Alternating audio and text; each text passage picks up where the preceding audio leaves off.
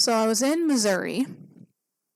I had come from Arkansas with a friend of mine. We were both student deans at an academy there, and somebody had loaned us a apartment, condominium, something in Missouri. Said, why don't you guys, we had a long weekend, why don't you guys take a break? It's been a long year for the two of you. So we drove up there, my friend and I, and we got there, and I don't remember, it was, like I said, it was a long weekend. I don't remember how long we were there, but we were watching something on TV when this alert came on the bottom of the screen.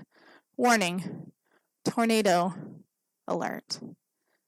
I had never been through a tornado, but I knew it wasn't a good thing.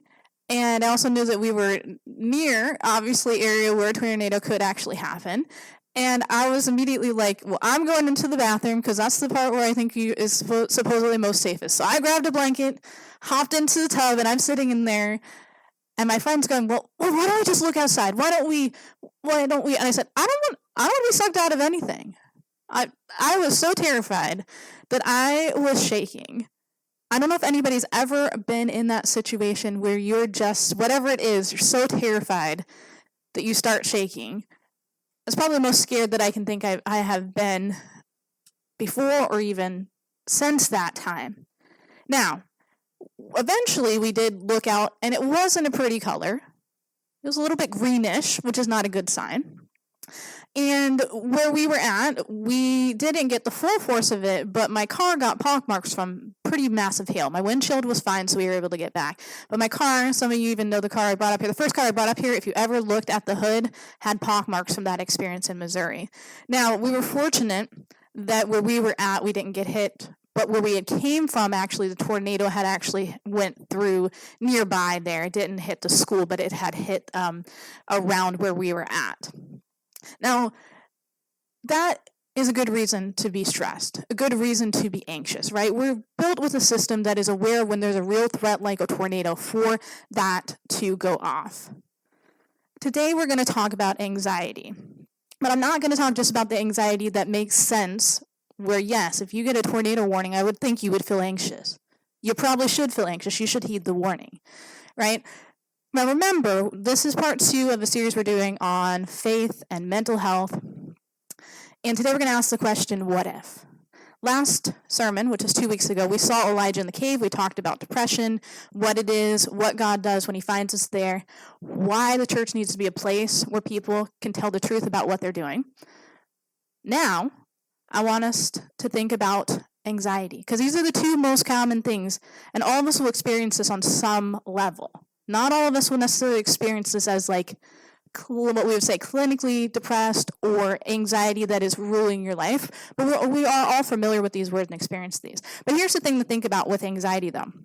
If you've ever been somebody that's been anxious and dealt with this, anxiety is not actually a character flaw. It's not a spiritual failure. It's not even evidence that you don't trust God. I mean, this is the main thing that we're trying to get out and share the word of, like, dealing with these things are not somehow a moral failure. It's a part of being in the world that we're in. And there are some things we can do about it, and there is things that faith can help us with. Because anxiety, as I just pointed out, is one of the most common human experiences on this planet. However, it's not something that you hear talked about a lot in our churches, right? Because somehow a lot of people have fused worry with weakness, nervousness with faithlessness, and that fusion has caused us, people, to not talk about these types of things. Keep people suffering and keep churches from being places where God wants us to be, where people can genuinely be known and genuinely helped. So we're aware of this. You all know my background as a behavioral health counselor. While I'm not acting in that role today, that is part of what I'm bringing in here, and that awareness of having sat across some people, as I said last time, who are dealing with depression, and across some people who are highly anxious, or a combination of the both of those. So I'm bringing both of these together with our spiritual faith to point us to something that can help us. That's why the sermon is titled, What If? Because if you're somebody who's dealt with anxiety, that's a question that you're going to ask, even if it's legitimate. When I was running to go to shelter, I was thinking, what if the tornado hits here? Where do I need to be? It's a legitimate question. However, we tend to think of things like this. What if something goes wrong? When we're perfectly safe. Nothing's happening. What if I can't handle it? What if I fail? What if I lose them? What if it doesn't work out? So we're going to answer some of these questions, not in the sense of I'll be able to answer your individual questions, but like how God looks at this. First of all, we're not going to tell you just stop worrying. If you've ever worried or told somebody about something like that and they just, well, just stop worrying about it. Maybe you've said that. I'm sure I have said that. It's not helpful. They just don't just stop. But we're going to work on by showing you where to put your eyes when the water is rising. That's where we're gonna deal with it. So let's have another quick word of prayer before we get into the sermon any further. Lord, thank you for the reminder that you're a God who's with us in the what ifs, in the storms of life. You're a God who wants to reach out to us and show us who you are, and that you're stronger than any of our worries and stronger than the things that are around us. When we can only see them, I pray, Lord, that we would actually see you. Amen. So we're going to talk about the story of Peter and the storm, and you're going to be familiar with this. But before we do, of course, I want to set up, like, what is anxiety versus worrying? Because, again, not all anxiety is the same, and these differences actually do matter. This particularly does matter. So remember the story I just told you a moment ago about being in Missouri and the warning going off on the screen, right? I got anxious for a good reason. My system was anxious because my alarm system, which is built into all of us, is actually think about it this way, and God designed alarm system. Our nervous system is built by God with threat detection in it. I mean, I think that's pretty cool. In a fallen world where you need that ability to do that, like, that's cool. You sense danger, actual danger, right? So a car swerving towards you, a child that's too close to the edge, a serious diagnosis, and your body immediately fires adrenaline. Your heart starts raising, your rate goes up, your senses get sharpened, and that's the response that saves lives. It's not a malfunction, it's how God has made us. I remember when I was learning more about the nervous system for my job, for dealing with different techniques and stuff like that, and I at first was a little bit like, wow, this is so, I couldn't even understand the whole thing. And then later I thought, wow, what an amazing system God gave us, that you don't have to always think through the thing. For example, I remember one time I was in college, and I was walking down by a creek, and there was a paved trail there, and I went to step, and I stepped straight back. I don't know what I saw at the time. It was too quick for me even to see that. But when I looked down, there's a baby rattlesnake below my foot. Now, my system was attuned enough, even though I wasn't looking at the ground or anything like that, but my system was working well enough that when it saw this threat, it immediately, without me having to think through it, pulled me back before I stepped on it. I want my system to work that way. I want my system to do that. Now, I was like, whoa, how did I not? If I had had to stop and think about it, I would have stepped on it. That's how quickly that system works. And you all probably have had experiences like that too, where your system just pulls you back, stops you, whatever it is. We want that. What we don't want is that extra piece of, as soon as that happens and you realize you're safe, we don't want your brain to keep going, oh, I could have died. Oh, I could have died. I could have died. And we keep going over and over again about how I could have stepped on the rattlesnake. We want your system to then go, well, okay, danger past, moving on. But sometimes our systems get stuck, and they get stuck on the loop, right? Helpful anxiety gets you to the doctor. It makes you buckle up your seatbelts, I hope. It tells you that something in a relationship needs attention. It's an internal signal that says something here matters and I should pay attention. But, as we just said, anxiety becomes a problem when it gets stuck, when the alarm keeps firing, even when you're not in imminent danger, when it's not real or not something you can even control or do anything about. When your nervous system treats a difficult email or phone call or a conversation that you have to have with somebody the same way it treats a bear attack, as in when you lie awake at 2 a.m. in the morning and you're rehearsing through those things of the day or things that haven't even happened yet, that's where anxiety is not useful. That's where anxiety crosses from being useful to consuming. And again, worry is even more different. Worry Well, anxiety is largely a feeling. It arises, it often comes up without our choosing. Like I said, we've all had experience with anxiety. I had anxiety when I almost stepped on that snake. Not for very long. Little startled there. But worry is a behavior. It's what we do with that feeling. Worry is the mental habit of turning concern over and over and over, rehearsing a worst case scenario, trying to think your way to safety over and over again. And here's the key clinical and spiritual truth that ties these things together. You can't always stop anxiety from arriving. Right? So that's not the problem. Anxiety is going to happen. It happens to us all. But you can learn what to do when it does. And that is what Jesus addresses in this story today that we're going to look at, a couple stories, and also what he addresses if you look at Philippians 4, which we'll briefly talk about as well. And that's what we're going to build a practical set of tools around for today. So if you want to turn with me to Matthew 14, 22 to 33, set our stage here a little bit. So you're probably somewhat familiar with the story, but I'm going to back us up. So the disciples are with Jesus, and they have just witnessed the feeding of the 5,000. Jesus sends them ahead by boat as he dismisses the crowd, and he goes off to pray. And in the middle of the night, a storm hits. And their boat is being battered by waves. Some of you here have been in boats that have been battered by waves. You've been in storms. You've had to anchor elsewhere. You've had to take shelter. You know what this is like. Now, apparently they're not able to get right to shelter. They're in the middle of it. They're in the thick of it, trying to get, I'm sure, to a safer place. But then, along comes Jesus, walking on the water in the middle of the storm.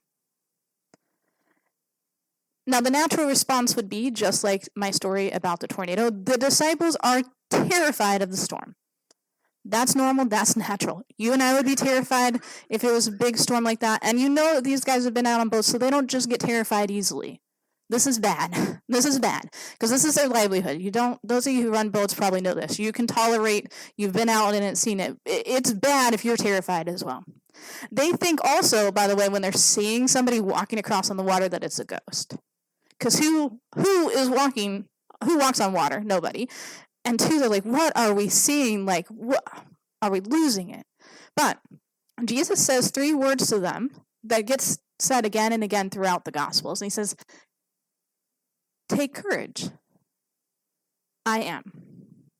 Not I am here, not I am coming, just I am.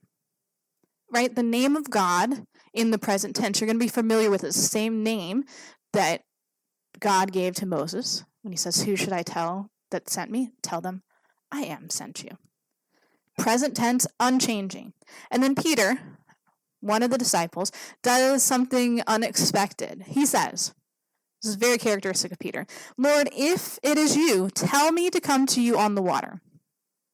Okay, so Jesus says, come. And Peter gets out of the boat. Now think about just for a minute. I know many here are already familiar with the story.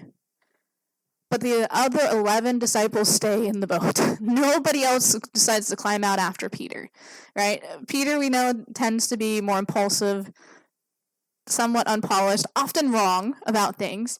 But he gets out and walks on the water. His faith in that moment, we're going to give him a little bit of credit, is extraordinary. The other 11 disciples are like, oh, it's Jesus, but they're not getting out of that boat. But Peter's like, if it's you, Lord, tell me. Yeah, okay, come, he says. Now, he's moving along. It doesn't say how close or far away Jesus is to the boat, but obviously they can hear him somewhat over the storm. But also, it's Jesus, so anything is possible. He could have said it, and they could hear it, right? But when we get to verse 30, look at what happens. He's walking along, and when he saw the wind, because remember, the storm hasn't stopped because he's gotten out of the boat. There is still a storm happening. And it says he was afraid. And beginning to sink, cried out, Lord, save me. So what actually changed here? Not the storm. The storm is there before he gets out of the boat. It continues while he's walking on this water. What changed was where Peter's eyes were. He was looking at Jesus, and then he's looking at the storm or the circumstances around him. And the moment he does that, he begins to sink. This is the anatomy of anxiety. It's not usually triggered by the presence of a problem. It's triggered by fixing our attention on that problem and losing sight of the one who is bigger than the problem. See, Peter didn't sink because the wind was too strong, right? He'd been walking for at least a little bit by that point and hadn't sunk. It wasn't because of that. He sunk because his focus shifted. Now take a look at what Jesus does in response to him, because this is very important. It says, immediately, not as in 10 minutes later after Peter's sinking and floundering, not as in wait till he drops down and his head is under so he can learn a good lesson. No, immediately Jesus reaches out his hand and he catches him.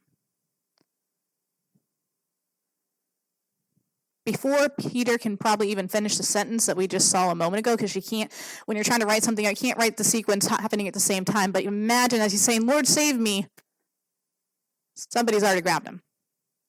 Already got him. Before Peter had a chance to get everything straightened out, before he had a chance to apologize for doubting, Jesus is already reaching for him. Now Jesus does ask, why did you doubt? Now, this is not a rebuke necessarily. It's more of a pastoral type question. It's Jesus inviting Peter to examine what captured his attention. What happened to you there? So that the next time, Peter would know where to look. Trying to get him to look at what happened. What happened to you? Why did you doubt, right? What were you looking at in this moment, Peter? So the lesson in this passage is not necessarily to just be braver. It is keep your eyes on Jesus and use the tools he's given you to return to him when the wind pulls you away. Right? That's practical faith. And there are practical tools that we can use. Both of these things are trying to do the same thing. Interrupt an anxiety spiral and redirect our attention to what's real, present, and true. Now, we have one more story to look at, and this is from Luke 10:38. This is the story of Martha and her sister Mary, and many of us also have heard this story, but in case you haven't, let me just remind you that Martha, Mary, Lazarus, brother and sisters who are actually very good friends with Jesus. So often when Jesus is coming through Jerusalem or nearby, he will stop at their place and visit with them. This is also Mary, Martha, Lazarus of the story where Lazarus dies and is resurrected. So he comes to their home. This is Luke 10:38 where we start. So he comes to their home of his very good friends, Mary, Martha. And Mary is sitting at Jesus' feet and listening. And Martha, notice what it says about what she's doing. It says she's distracted by all the preparation that had to be made. So note, she's not doing anything wrong per se. She's serving, she's preparing, she's being responsible, she's doing exactly what a good hostess does. And she's completely overwhelmed. Have you ever been in this situation where you're trying to do all these wonderful things, you're helping out with something? Hopefully, as we're getting to the women's retreat here, we will not feel the overwhelm there. We will be prepared and ready to go. But you can all get that sense of when you're in charge of something, you're trying to get things done. She's trying to get not just Jesus fed, but 12 other men and whoever else has come in with them. She's completely stressed out, trying to get all the things done. And also remember, this is before refrigeration and freezers and microwaves have happened. So she's having to put all the things together. Now, she's a pro at it, but she's still stressed about it. So she comes to Jesus and says, Lord, don't you care that my sister has left me to do the work by myself? Tell her to help me. Then we could just read that and say, oh, this is, family dynamics and her being like, oh, my sister's not doing stuff again. And that's probably possibly part of it too. But this is anxiety talking. This is an overwhelmed, slightly resentful voice. You can hear that. Like, don't you care? Any sentence that starts off with that, oof, watch out. She's carrying more than she can hold, and she's starting to feel very unseen. You guys are all having fun in this room over here, and I'm back in the kitchen slaving away, getting your pita and hummus and whatever ready for you. could you at least have Mary come and help me do this? But Jesus answers her, we can imagine, not harshly, but gently, by saying this, Martha, not just once, but twice, Martha, Martha, why are you worried? He calls it what it is. We just talked about it. He says, why are you worried? Why are you stressed out and upset about many things? But few things are needed, and indeed only one. Now, this is not him saying, don't worry, right? He didn't just say, stop it. He acknowledges, I see you're worried. He goes, what's happening for you? Right? Saying her name twice is tenderness, not correction. He's seeing her. He's naming what she's carrying, and he's inviting her to put it down. Not because her work didn't matter, because yes, they were still going to need dinner on the table. Right? But because she drifted from the one thing that really mattered. She had Jesus right there in front of her. He could do any number of things. This was all going to be figured out, and yet she's worrying about how am I going to feed him. Now, I want to just add on a more clinical note that anxiety often attaches itself to very legitimate responsibilities, okay? So we've looked at the ways that we can be anxious about circumstances. We can look at various ways here. So it's not usually the obvious bad things that consume us. It's good things. Maybe our family, our children, work, our community, other people that we love, piling up until there's no margin left and we're running on fumes and resentment. We're just so stressed out trying to do for other people. And Jesus is not telling Martha that preparation is unimportant. He's telling her that preparation untethered from his presence becomes an engine of anxiety. And the same is true for us. The question is not whether you have real responsibilities, because you do. I do. We do. The question is whether we are carrying them with Jesus or instead of him.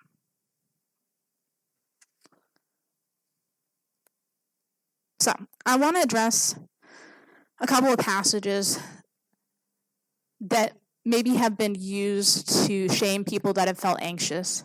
And I want to help reclaim them for you and I today. After looking at Peter, after looking at Martha, maybe you can relate to some of these stories here. I want us to look at them and let's look at what they're actually saying. Because if you've ever been anxious and had somebody try to be helpful and give you this verse, they can be helpful. I'm not saying they can't. But sometimes they can come across as if, like, don't, again, the comment that we said, don't say, well, just don't worry about it. So Philippians 4:6-7.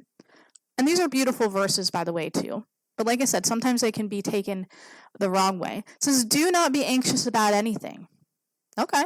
But in every situation, by prayer and petition, with thanksgiving, present your requests to God, and the peace of God, which transcends all understanding, will guard your hearts and your minds in Jesus Christ.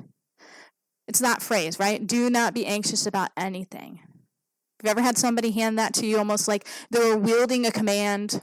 Don't be anxious. The Bible says don't be anxious. As if Paul is just saying what we just said not to do. Just stop. Just decide not to feel it. That's not even what he's trying to say here. I mean, look at the structure. He doesn't even say stop being anxious. He says bring it. Right? Don't be anxious about anything, but in every situation and prayer, bring it. It says with thanksgiving, bring it. Bring it with your request. The movement in this is not about suppressing it and not dealing with it. It's about redirecting, taking your anxious thoughts, bringing them to God with honesty and openness. And what comes back is that peace that God gives us that doesn't make any logical sense to us. That's not passive. That's actually very active and a principled discipline. Now, it's not necessarily something that we easily do on our own or naturally do on our own. It's something we can ask God to say, help me bring the things to you. Matthew 6:27, Jesus says, can any one of you, by worrying, add a single hour to your life? That's not shaming. It can be used that way, right? What he's saying really is worry is ineffective. It doesn't change the outcome. It only consumes the present moment, which is the only moment that God has actually given us to live in there. He's just saying it's ineffective.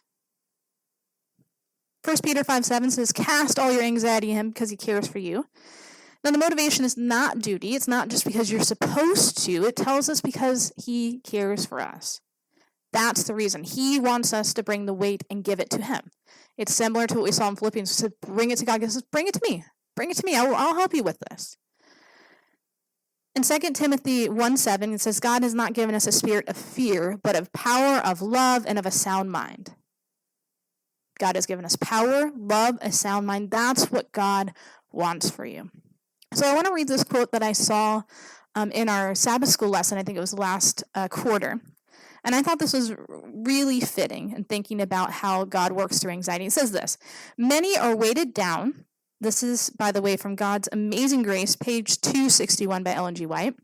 Many are weighted down by the anticipation of future troubles. They are constantly seeking to bring tomorrow's burden into today. Thus, a large share of their trials are imaginary. Are you following me so far? You're looking so far ahead to things that haven't even happened. She's like, you're worrying about things that don't actually exist in the present at the moment. For these, Jesus has made no provision. You might go, what? Because he promises grace only for the day. He bids us not to burden ourselves with cares and troubles for tomorrow. I love that. Bringing us back.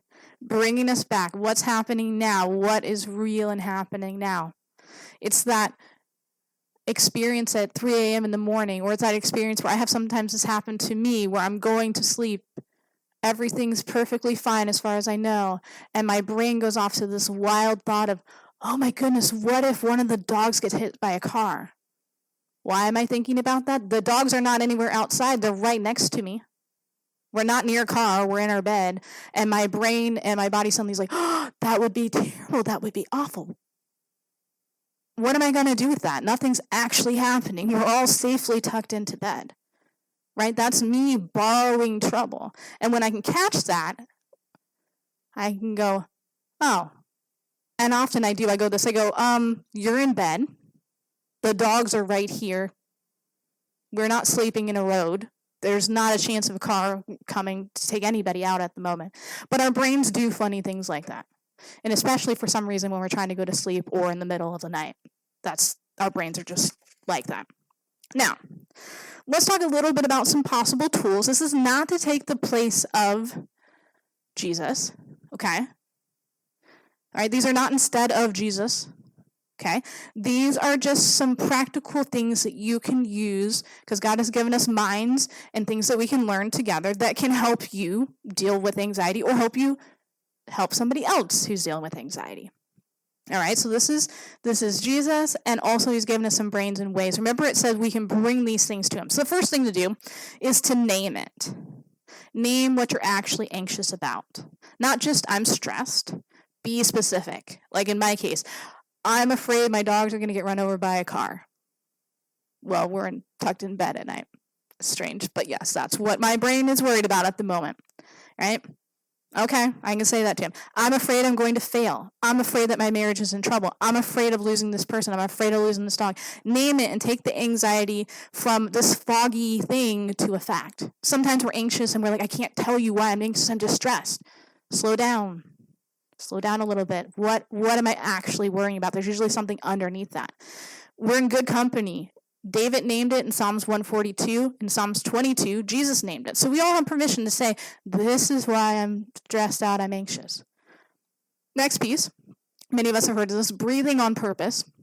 Now, this is not some out there weird, whatever, new agey something, okay? Think about it for a moment. We talked a little bit about the nervous system. The nervous system actually has two parts. We're not going to get too in depth in this. A sympathetic and a parasympathetic. I'm going to oversimplify things. Sympathetic's that part that alerts go off and it gets you moving and doing the things you need to do. Parasympathetic brings the stuff down. Throughout the day, these systems are working together with each other. And the breath helps when you've gotten your sympathetic has gone too much.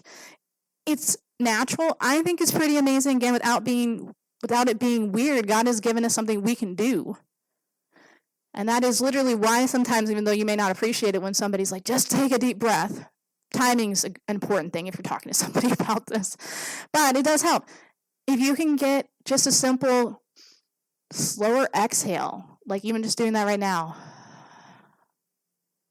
you start to send a message to that other side, the parasympathetic system, to deactivate the threat response. You start telling it, hey, we're fine. and it starts to bring it down. And this is how God has built your body, right? Remember when we talked about Elijah a couple of weeks ago, and he's at the bottom. God, let him rest. Let him sleep. Before any spiritual conversation was had, the body had to be regulated. So bring it down, bring it down. You're not going to be able to, if you're so stressed out, just talk your way out of something. If you're really up there, okay? Because your body's so using body-based things to bring yourself back down, going for a walk, etc. All right. 3, take captive thoughts. 2 Corinthians 10:5. Paul says we demolish arguments and take captive every thought and make it obedient to Christ. Now, this is a military metaphor. It's active. It's deliberate. Clinically, we would call this cognitive restructuring. You identify the anxious thought. You examine it. You replace it again once your system's kind of settled down a little bit. This is very hard to do if you're at the top of being anxious. I was not going to be able to think my way out of the tornado I thought was coming. It took me a little while to my system to settle in. Once I realized that it was safe and there was not an active tornado near us. So we can ask her things. What is the evidence for this fear? What did God actually say about the situation? What's true right now and in this moment? For me, in that moment, we did not see any additional warnings. There was no alarms going off for us. There was some hail. And eventually my system realized, okay, we're safe. We're going to be safe. Now, returning to present, part 4. Anxiety almost always lives in the future. The what if, right? Jesus in Matthew 6 says, do not worry about tomorrow, for tomorrow will worry about itself. Each day has enough trouble of its own. This is not about avoidance. This is about practice. This moment, this breath, what is actually true right now? God is here right now, and that is enough to stand on. Now, 5 is to bring it to communion. Now, we did look at Galatians 6:2, talking about bearing one another's burdens. We're not meant to just hold anxiety alone. One of the most effective interventions I can do for somebody is literally just listening to them and being calm in their presence. Tell me about what's stressing you out. Now, certainly at some point, if someone's going round and round, I'm going to have to intervene a little bit more. But for most things, you can stop and say, let's just talk about it. I can hear you without getting stressed with them. Right? This is what the body of Christ is supposed to be. If your anxiety is persistent and overwhelming and has been running your life for months, I want to add, please consider getting professional help. We've talked about this with the depression thing too. Sometimes you need something more than just going to your family. Sometimes you may need, this can be hard for people. Sometimes you might need some medication to help that for a little bit. There are things that you can do to help that, especially if you've gotten in a pattern that's gone around and around and you've gotten entrenched. You might need a little something else. Okay. So I want to bring this back around to Jesus, right? Not just tools and techniques, to the person who gave us tools. See, Hebrews 6:19 says we have this hope as an anchor for our soul, firm and secure. Now, what does an anchor do? An anchor doesn't keep waves from coming. An anchor keeps you from drifting away, right? So Jesus is not promising you and I a life without anxiety. He's promising you and I something to hold on to when those circumstances arrive. Now, in Matthew 14, Jesus, when he is out with Peter, and Peter starts to sink and cries out, and Jesus immediately reaches out. Notice, maybe you didn't think about this before, they still have to get back to the boat. Peter started sinking out a ways from the boat. Jesus doesn't just poof them, as far as we know, back into the boat after he's sinking down there. He's got to get him back up, and they've got to walk back together step by step through the storm with Peter, with Jesus, guiding Peter to do so. This is how anxiety usually works too. If you want to get healing from it, it's not usually one dramatic moment. Maybe for some people, but not usually. It's walking back through that storm with Jesus, step by step, as you learn to keep your eyes on him a little longer each time. And the disciples' response when they get back in the boat is, wow, you really are the Son of God, right? The storm produces something deep in them that calm could not have done. That anxiety of being in the storm, of Peter walking with Jesus, I'm sure the disciples see Peter go under like, oh, right? It becomes a deeper certainty, though. Wow, who it is. This is God's goal for you and I. Not just relief, not just coping, but a deeper, more grounded, more practical trust in the one who holds the winds and the waves and who's already reaching out his hand to you. Now, here's something I want to mention just briefly. Your struggle if you've dealt with anxiety, could be something that could be useful to somebody else. I know that might sound like, oh my goodness, oh, that sounds terrifying. But you having gone through an experience means that you may be able to connect with somebody in a way that somebody else can't. In 2 Corinthians 1:4, God says, God comforts us in all our troubles so that we can comfort others when they are troubled. We will be able to give so that we will be able to give them the same comfort God has given us. That's the economy of God. Your struggle isn't wasted. Your anxiety, brought to Jesus, worked through, can become the very thing that helps somebody else in their storm. I know this because I see it all the time. I see people who work through this and share with their family and friends. I know this from working through anxiety myself. We see it. This is the kind of church that we want to be, not a church that's just pretending like we don't have anxiety, that things aren't stressful. A church that has walked on that water, reached for Jesus, and is now reaching back to say, hey, come along with me. So here's just some scriptures that you can look at on your own time about anxiety. We've read some of them already, so I'm just going to say where they're at. Philippians 4:6-7, Matthew 14:31, 2 Timothy 1:7, 1 Peter 5:7, Isaiah 26:3, and Matthew 6:34, if you're looking for some other verses to look at. Now, I want to close back with Peter, right? He's standing on the water. The wind is screaming. He's looking at all the circumstances instead of Jesus, and he begins to sink. And in that moment, and that is where many of us are living our lives today, not fully sinking, not fully walking, just somewhere between the two of those things, with our eyes darting back and forth between Jesus and the waves, just trying to hold it all together. Jesus isn't just waiting for you to get your footing. Remember, he's reaching out immediately. He's reaching before you start sinking. That's the practical work that we've talked about today. Naming it, breathing, taking thoughts captive, returning to the present, bringing a community. These are not replacing Jesus. This is how we practice keeping our eyes on him. And we can ask for his help to do these things. This is how you train yourself over time to return to looking at him faster than when the wind is picking up, right? But what if it goes wrong? Well, guess what? He's already with you. What if I can't handle it? His grace is sufficient. What if I fail? He says he is the God of second, third, 77 chances. What if I lose them? He is the God who brings life out of the deepest losses. What if has an answer, and that answer has a name? And that name is Jesus.